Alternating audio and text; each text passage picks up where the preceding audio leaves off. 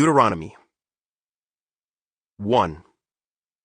Introduction to Moses' first address. These are the words that Moses spoke to all the people of Israel while they were in the wilderness east of the Jordan River.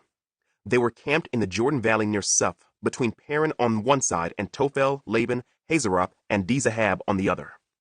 Normally, it takes only 11 days to travel from Mount Sinai to Kadesh Barnea, going by way of Mount Seir. But 40 years after the Israelites left Egypt, on the first day of the 11th month, Moses addressed the people of Israel, telling them everything the Lord had commanded him to say. This took place after he had defeated King Sihon of the Amorites, who ruled in Heshbon, and at Edrei had defeated King Og of Bashan, who ruled in Ashtaroth. While the Israelites were in the land of Moab east of the Jordan River, Moses carefully explained the Lord's instructions as follows. The command to leave Sinai. When we were at Mount Sinai, the Lord our God said to us, "You have stayed at this mountain long enough. It is time to break camp and move on. Go to the hill country of the Amorites and to all the neighboring regions, the Jordan Valley, the hill country, the western foothills, the Negev, and the coastal plain. Go to the land of the Canaanites and to Lebanon, and all the way to the great Euphrates River. Look, I am giving all this land to you. Go in and occupy it, for it is the land the Lord swore to give to your ancestors, Abraham, Isaac, and Jacob, and to all their descendants." Moses appoints leaders from each tribe. Moses continued, "At that time I told you, you are too great a burden for me to carry all by myself. The Lord your God has increased your population, making you as numerous as the stars. And may the Lord, the God of your ancestors, multiply you 1,000 times more and bless you as he promised. But you are such a heavy load to carry. How can I deal with all your problems and bickering? Choose some well-respected men from each tribe who are known for their wisdom and understanding, and I will appoint them as your leaders." Then you responded, "Your plan is a good one." So I took the wise and respected men you had selected from your tribes and appointed them to serve as judges and officials over you. Some were responsible for 1,000 people, some for 100, some for 50, and some for 10. At that time I instructed the judges, "You must hear the cases of your fellow Israelites and the foreigners living among you. Be perfectly fair in your decisions and impartial in your judgments. Hear the cases of those who are poor as well as those who are rich. Don't be afraid of anyone's anger, for the decision you make is God's decision. Bring me any cases that are too difficult for you, and I will handle them." At that time, I gave you instructions about everything you were to do. Scouts explore the land. Then, just as the Lord our God commanded us, we left Mount Sinai and traveled through the great and terrifying wilderness, as you yourselves remember, and headed toward the hill country of the Amorites. When we arrived at Kadesh Barnea, I said to you, "You have now reached the hill country of the Amorites that the Lord our God is giving us. Look, he has placed the land in front of you. Go and occupy it as the Lord, the God of your ancestors, has promised you. Don't be afraid. Don't be discouraged." But you all came to me and said, "First, let's send out scouts to explore the land for us. They will advise us on the best route to take and which towns we should enter." This seemed like a good idea to me, so I chose 12 scouts, one from each of your tribes. They headed for the hill country and came to the valley of Eshcol and explored it. They picked some of its fruit and brought it back to us, and they reported, "The land the Lord our God has given us is indeed a good land." Israel's rebellion against the Lord. But you rebelled against the command of the Lord your God and refused to go in. You complained in your tents and said, "The Lord must hate us. That's why he has brought us here from Egypt to hand us over to the Amorites to be slaughtered. Where can we go? Our brothers have demoralized us with their report. They tell us, the people of the land are taller and more powerful than we are, and their towns are large with walls rising high into the sky. We even saw giants there, the descendants of Anak." But I said to you, "Don't be shocked or afraid of them. The Lord your God is going ahead of you. He will fight for you, just as you saw him do in Egypt. And you saw how the Lord your God cared for you all along the way as you traveled through the wilderness. Just as a father cares for his child, now he has brought you to this place. But even after all he did, You refuse to trust the Lord your God, who goes before you looking for the best places to camp, guiding you with a pillar of fire by night and a pillar of cloud by day. When the Lord heard your complaining, he became very angry. So he solemnly swore, not one of you from this wicked generation will live to see the good land I swore to give your ancestors, except Caleb, son of Jephunneh. He will see this land because he has followed the Lord completely. I will give to him and his descendants some of the very land he explored during his scouting mission. And the Lord was also angry with me because of you. He said to me, Moses, not even you will enter the promised land. Instead, your assistant, Joshua, son of Nun, will lead the people into the land. Encourage him, for he will lead Israel as they take possession of it. I will give the land to your little ones, your innocent children. You were afraid they would be captured, but they will be the ones who occupy it. As for you, turn around now and go on back through the wilderness toward the Red Sea. Then you confessed, we have sinned against the Lord. We will go into the land and fight for it, as the Lord our God has commanded us. So your men strapped on their weapons, thinking it would be easy to attack the hill country. But the Lord told me to tell you, do not attack, for I am not with you. If you go ahead on your own, you will be crushed by your enemies. This is what I told you, but you would not listen. Instead, you again rebelled against the Lord's command and arrogantly went into the hill country to fight. But the Amorites who lived there came out against you like a swarm of bees. They chased and battered you all the way from Seir to Hormah. Then you returned and wept before the Lord. But he refused to listen. So you stayed there at Kadesh for a long time. 2. Remembering Israel's wanderings. Then we turned around and headed back across the wilderness toward the Red Sea, just as the Lord had instructed me. And we wandered around in the region of Mount Seir for a long time. Then at last the Lord said to me, you have been wandering around in this hill country long enough. Turn to the north. Give these orders to the people. You will pass through the country belonging to your relatives, the Edomites, the descendants of Esau who live in Seir. The Edomites will feel threatened, so be careful. Do not bother them, for I have given them all the hill country around Mount Seir as their property, and I will not give you even 1 square foot of their land. If you need food to eat or water to drink, pay them for it. For the Lord your God has blessed you in everything you have done. He has watched your every step through this great wilderness. During these 40 years, the Lord your God has been with you, and you have lacked nothing. So we bypassed the territory of our relatives, the descendants of Esau who live in Seir. We avoided the road through the Arabah Valley that comes up from Elath and Ezion-Geber. Then, as we turned north along the desert route through Moab, the Lord warned us, do not bother the Moabites, the descendants of Lot, or start a war with them. I have given them Ar as their property, and I will not give you any of their land. A race of giants called the Emites had once lived in the area of Ar. They were as strong and numerous and tall as the Anakites, another race of giants. Both the Emites and the Anakites are also known as the Rephaites, though the Moabites call them Emites. In earlier times, the Horites had lived in Seir, but they were driven out and displaced by the descendants of Esau, just as Israel drove out the people of Canaan when the Lord gave Israel their land. Moses continued, then the Lord said to us, get moving, cross the Zered brook. So we crossed the brook. 38 years passed from the time we first left Kadesh Barnea until we finally crossed the Zered brook. By then, all the men old enough to fight in battle had died in the wilderness, as the Lord had vowed would happen. The Lord struck them down until they had all been eliminated from the community. When all the men of fighting age had died, the Lord said to me, today you will cross the border of Moab at Ar, and enter the land of the Ammonites, the descendants of Lot. But do not bother them or start a war with them. I have given the land of Ammon to them as their property, and I will not give you any of their land. That area was once considered the land of the Rephaites who had lived there, though the Ammonites call them Zamzamites. They were also as strong and numerous and tall as the Anakites. But the Lord destroyed them so the Ammonites could occupy their land. He had done the same for the descendants of Esau who lived in Seir, for he destroyed the Horites so they could settle there in their place. The descendants of Esau live there to this day.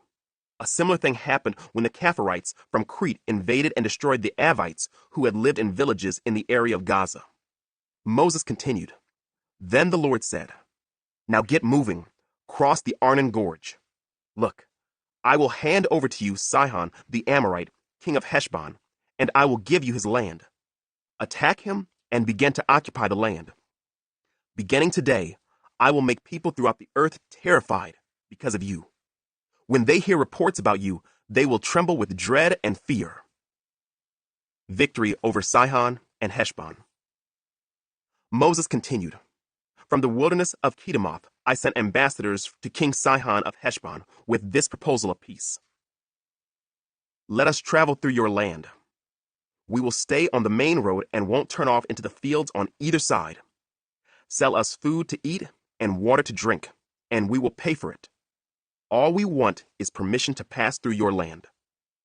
The descendants of Esau, who live in Seir, allowed us to go through their country, and so did the Moabites, who live in Ar. Let us pass through until we cross the Jordan into the land the Lord our God is giving us. But King Sihon of Heshbon refused to allow us to pass through, because the Lord your God made Sihon stubborn and defiant, so he could help you defeat him, as he has now done. Then the Lord said to me, 'Look, I have begun to hand King Sihon and his land over to you. Begin now to conquer and occupy his land.' Then King Sihon declared war on us and mobilized his forces at Jahaz. But the Lord our God handed him over to us, and we crushed him, his sons, and all his people. We conquered all his towns and completely destroyed everyone, men, women, and children. Not a single person was spared. We took all the livestock as plunder for ourselves, along with anything of value from the towns we ransacked. The Lord our God also helped us conquer Aurora on the edge of the Arnon Gorge, and the town in the gorge, and the whole area as far as Gilead. No town had walls too strong for us. However, we avoided the land of the Ammonites all along the Jabbok River and the towns in the hill country, all the places the Lord our God had commanded us to leave alone." 3. Victory over Og of Bashan. Next, we turned and headed for the land of Bashan, where King Og and his entire army attacked us at Edrei. But the Lord told me, "Do not be afraid of him, for I have given you victory over Og and his entire army, and I will give you all his land. Treat him just as you treated King Sihon of the Amorites who ruled in Heshbon." So the Lord our God handed King Og and all his people over to us, and we killed them all. Not a single person survived. We conquered all 60 of his towns, the entire Argob region in his kingdom of Bashan. Not a single town escaped our conquest. These towns were all fortified with high walls and barred gates. We also took many unwalled villages at the same time. We completely destroyed the kingdom of Bashan, just as we had destroyed King Sihon of Heshbon. We destroyed all the people in every town we conquered, men, women, and children alike. But we kept all the livestock for ourselves and took plunder from all the towns. So we took the land of the 2 Amorite kings east of the Jordan River, all the way from the Arnon Gorge to Mount Hermon. Mount Hermon is called Sirion by the Sidonians, and the Amorites call it Senir. We had now conquered all the cities on the plateau and all Gilead and Bashan, as far as the towns of Salecah and Edrei, which were part of Og's kingdom in Bashan. King Og of Bashan was the last survivor of the giant Rephaites. His bed was made of iron and was more than 13 feet long and 6 feet wide. It can still be seen in the Ammonite city of Rabbah. Land division east of the Jordan. When we took possession of this land, I gave to the tribes of Reuben and Gad the territory beyond Aurora along the Arnon Gorge, plus half of the hill country of Gilead with its towns. Then I gave the rest of Gilead and all of Bashan, Og's former kingdom, to the half-tribe of Manasseh. This entire Argob region of Bashan used to be known as the land of the Rephaites. Jair, a leader from the tribe of Manasseh, conquered the whole Argob region in Bashan, all the way to the border of the Geshurites and Maacathites. Jair renamed this region after himself, calling it the towns of Jair, as it is still known today. I gave Gilead to the clan of Machir, but I also gave part of Gilead to the tribes of Reuben and Gad. The area I gave them extended from the middle of the Arnon Gorge in the south to the Jabbok River on the Ammonite frontier. They also received the Jordan Valley, all the way from the Sea of Galilee down to the Dead Sea, with the Jordan River serving as the western boundary. To the east were the slopes of Pisgah. At that time, I gave this command to the tribes that would live east of the Jordan. Although the Lord your God has given you this land as your property, all your fighting men must cross the Jordan ahead of your Israelite relatives, armed and ready to assist them. Your wives, children, and numerous livestock, however, may stay behind in the towns I have given you. When the Lord has given security to the rest of the Israelites, as he has to you, and when they occupy the land the Lord your God is giving them across the Jordan River, then you may all return here to the land I have given you. Moses forbidden to enter the land. At that time, I gave Joshua this charge. You have seen for yourself everything the Lord your God has done to these two kings. He will do the same to all the kingdoms on the west side of the Jordan. Do not be afraid of the nations there, for the Lord your God will fight for you. At that time, I pleaded with the Lord and said, O sovereign Lord, you have only begun to show your greatness and the strength of your hand to me, your servant. Is there any God in heaven or on earth who can perform such great and mighty deeds as you do? Please let me cross the Jordan to see the wonderful land on the other side, the beautiful hill country and the Lebanon mountains. But the Lord was angry with me because of you, and he would not listen to me. That's enough, he declared. Speak of it no more. But go up to Pisgah Peak and look over the land in every direction. Take a good look, but you may not cross the Jordan River. Instead, commission Joshua and encourage and strengthen him, for he will lead the people across the Jordan. He will give them all the land you now see before you as their possession. So we stayed in the valley near Beth Peor. 4. Moses urges Israel to obey. And now, Israel, listen carefully to these decrees and regulations that I am about to teach you. Obey them so that you may live, so you may enter and occupy the land that the Lord, the God of your ancestors, is giving you. Do not add to or subtract from these commands I am giving you. Just obey the commands of the Lord your God that I am giving you. You saw for yourself what the Lord did to you at Baal Peor. There, the Lord your God destroyed everyone who had worshipped Baal, the god of Peor. But all of you who were faithful to the Lord your God are still alive today, every one of you. Look, I now teach you these decrees and regulations just as the Lord my God commanded me, so that you may obey them in the land you are about to enter and occupy. Obey them completely, and you will display your wisdom and intelligence among the surrounding nations. When they hear all these decrees, they will exclaim, "How wise and prudent are the people of this great nation! For what great nation has a God as near to them as the Lord our God is near to us whenever we call on him? And what great nation has decrees and regulations as righteous and fair as this body of instructions that I am giving you today?" But watch out. Be careful never to forget what you yourself have seen. Do not let these memories escape from your mind as long as you live, and be sure to pass them on to your children and grandchildren. Never forget the day when you stood before the Lord your God at Mount Sinai, where he told me, "Summon the people before me, and I will personally instruct them. Then they will learn to fear me as long as they live, and they will teach their children to fear me also." You came near and stood at the foot of the mountain, while flames from the mountain shot into the sky. The mountain was shrouded in black clouds and deep darkness, and the Lord spoke to you from the heart of the fire. You heard the sound of his words, but didn't see his form. There was only a voice. He proclaimed his covenant, the 10 Commandments, which he commanded you to keep, and which he wrote on 2 stone tablets. It was at that time that the Lord commanded me to teach you his decrees and regulations so you would obey them in the land you are about to enter and occupy. A warning against idolatry. But be very careful. You did not see the Lord's form on the day he spoke to you from the heart of the fire at Mount Sinai. So do not corrupt yourselves by making an idol in any form, whether of a man or a woman, an animal on the ground, a bird in the sky, a small animal that scurries along the ground, or a fish in the deepest sea. And when you look up into the sky and see the sun, moon, and stars, all the forces of heaven, don't be seduced into worshiping them. The Lord your God gave them to all the peoples of the earth. Remember that the Lord rescued you from the iron-smelting furnace of Egypt in order to make you his very own people and his special possession, which is what you are today. But the Lord was angry with me because of you. He vowed that I would not cross the Jordan River into the good land the Lord your God is giving you as your special possession. You will cross the Jordan to occupy the land, but I will not. Instead, I will die here on the east side of the river. So be careful not to break the covenant the Lord your God has made with you. Do not make idols of any shape or form, for the Lord your God has forbidden this. The Lord your God is a devouring fire. He is a jealous God. In the future, when you have children and grandchildren and have lived in the land a long time, do not corrupt yourselves by making idols of any kind. This is evil in the sight of the Lord your God and will arouse his anger. Today, I call on heaven and earth as witnesses against you.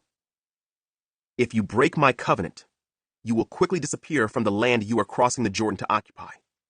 You will live there only a short time, then you will be utterly destroyed. For the Lord will scatter you among the nations where only a few of you will survive. There, in a foreign land, you will worship idols made from wood and stone, gods that neither see nor hear nor eat nor smell. But from there, you will search again for the Lord your God. And if you search for him with all your heart and soul, you will find him. In the distant future, when you are suffering all these things, you will finally return to the Lord your God and listen to what he tells you. For the Lord your God is a merciful God. He will not abandon you or destroy you or forget the solemn covenant he made with your ancestors. There is only one God. Now search all of history, from the time God created people on the earth until now, and search from one end of the heavens to the other. Has anything as great as this ever been seen or heard before? Has any nation ever heard the voice of God speaking from fire as you did and survived? Has any other God dared to take a nation for himself out of another nation by means of trials, miraculous signs, wonders, war, a strong hand, a powerful arm, and terrifying acts? Yet that is what the Lord your God did for you in Egypt, right before your eyes. He showed you these things so you would know that the Lord is God and there is no other. He let you hear his voice from heaven so he could instruct you. He let you see his great fire here on earth so he could speak to you from it. Because he loved your ancestors, he chose to bless their descendants, and he personally brought you out of Egypt with a great display of power. He drove out nations far greater than you, so he could bring you in and give you their land as your special possession, as it is today. So remember this, and keep it firmly in mind. The Lord is God, both in heaven and on earth, and there is no other. If you obey all the decrees and commands I am giving you today, all will be well with you and your children. I am giving you these instructions so you will enjoy a long life in the land the Lord your God is giving you for all time. Eastern cities of refuge.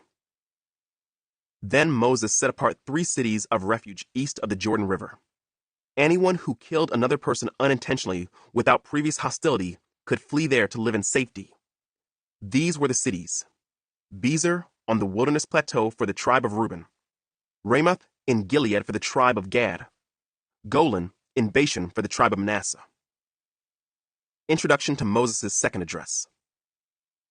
This is the body of instruction that Moses presented to the Israelites. These are the laws, decrees, and regulations that Moses gave to the people of Israel when they left Egypt, and as they camped in the valley near Beth Peor, east of the Jordan River. This land was formerly occupied by the Amorites under King Sihon, who ruled from Heshbon. But Moses and the Israelites destroyed him and his people when they came up from Egypt. Israel took possession of his land and that of King Og of Bashan, the 2 Amorite kings east of the Jordan. So Israel conquered the entire area from Aroer at the edge of the Arnon Gorge all the way to Mount Sirion, also called Mount Hermon. And they conquered the eastern bank of the Jordan River as far south as the Dead Sea, below the slopes of Pisgah. 5. 10 Commandments for the Covenant Community.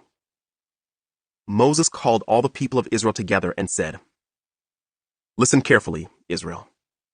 Here are the decrees and regulations I am giving you today, so you may learn them and obey them. The Lord our God made a covenant with us at Mount Sinai.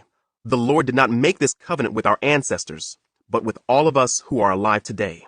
At the mountain, the Lord spoke to you face to face from the heart of the fire.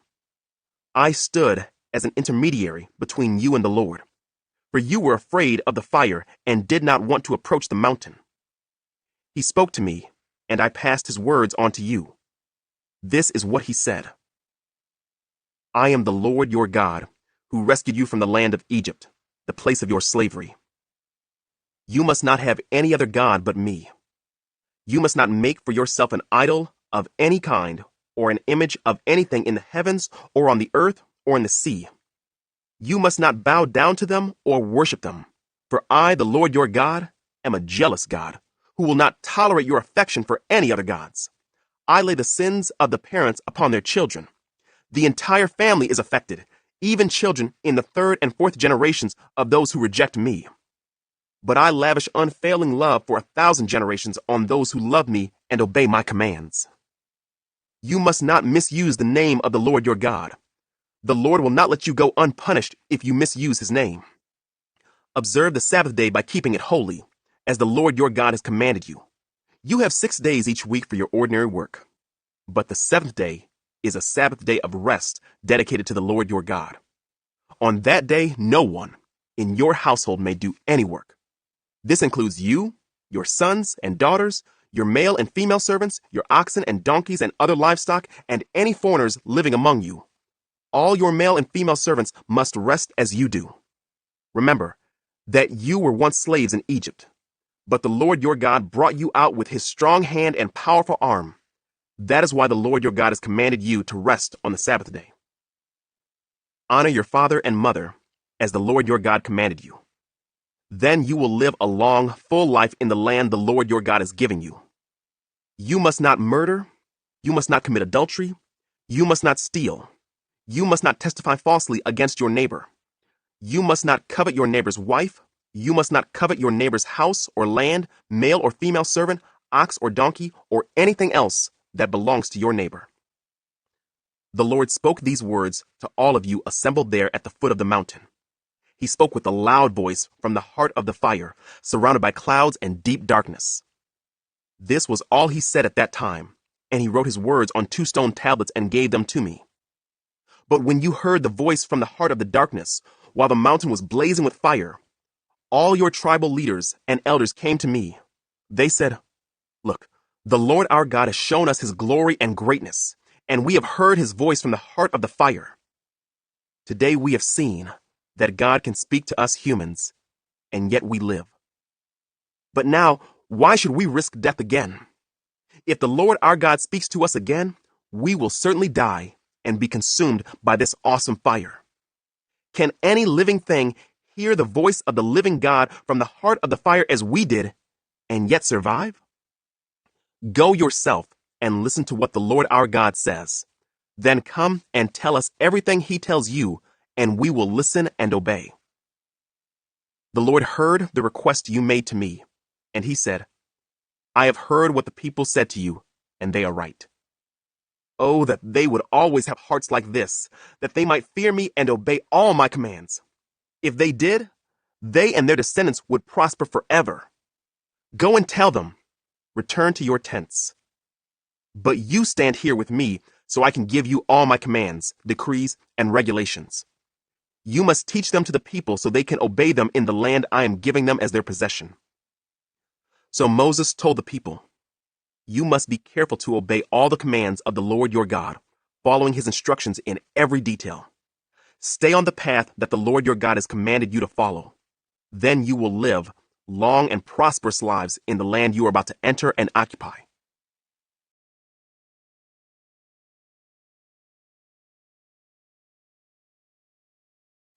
Six, a call for wholehearted commitment. These are the commands, decrees, and regulations that the Lord your God commanded me to teach you. You must obey them in the land you are about to enter and occupy, and you and your children and grandchildren must fear the Lord your God as long as you live. If you obey all his decrees and commands, you will enjoy a long life. Listen closely, Israel, and be careful to obey. Then all will go well with you, and you will have many children in the land flowing with milk and honey, just as the Lord, the God of your ancestors, promised you. Listen, O Israel. The Lord is our God, the Lord alone. And you must love the Lord your God with all your heart, all your soul, and all your strength. And you must commit yourselves wholeheartedly to these commands that I am giving you today. Repeat them again and again to your children. Talk about them when you are at home and when you are on the road, when you are going to bed and when you are getting up. Tie them to your hands and wear them on your forehead as reminders. Write them on the doorpost of your house and on your gates. The Lord your God will soon bring you into the land he swore to give you when he made a vow to your ancestors, Abraham, Isaac, and Jacob. It is a land with large, prosperous cities that you did not build. The houses will be richly stocked with goods you did not produce. You will draw water from cisterns you did not dig, and you will eat from vineyards and olive trees you did not plant. When you have eaten your fill in this land, be careful not to forget the Lord, who rescued you from slavery in the land of Egypt. You must fear the Lord your God and serve him. When you take an oath, you must use only his name. You must not worship any of the gods of neighboring nations, for the Lord your God who lives among you is a jealous God. His anger will flare up against you, and he will wipe you from the face of the earth. You must not test the Lord your God as you did when you complained at Massah. You must diligently obey the commands of the Lord your God, all the laws and decrees he has given you. Do what is right and good in the Lord's sight, so all will go well with you. Then you will enter and occupy the good land that the Lord swore to give your ancestors. You will drive out all the enemies living in the land, just as the Lord said you would. In the future, your children will ask you, what is the meaning of these laws, decrees, and regulations that the Lord our God has commanded us to obey? Then you must tell them, we were Pharaoh's slaves in Egypt, but the Lord brought us out of Egypt with his strong hand. The Lord did miraculous signs and wonders before our eyes, dealing terrifying blows against Egypt and Pharaoh and all his people. He brought us out of Egypt so he could give us this land he had sworn to give our ancestors. And the Lord our God commanded us to obey all these decrees and to fear him so he can continue to bless us and preserve our lives as he has done to this day. For we our God has given us.